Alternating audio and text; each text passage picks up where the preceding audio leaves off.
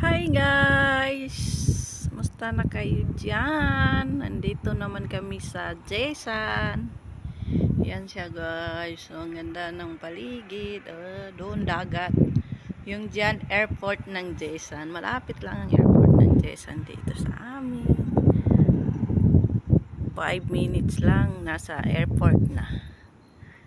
Yan siya guys. Ang ganda oh. Nandito sa laruan ng mga bata. Yan siya. Yan po siya guys. Ang ganda ng siya. Oh. Yan.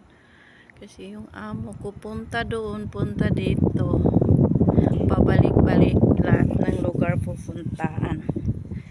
Kaya nandito naman kami sa bahay nila na Isha.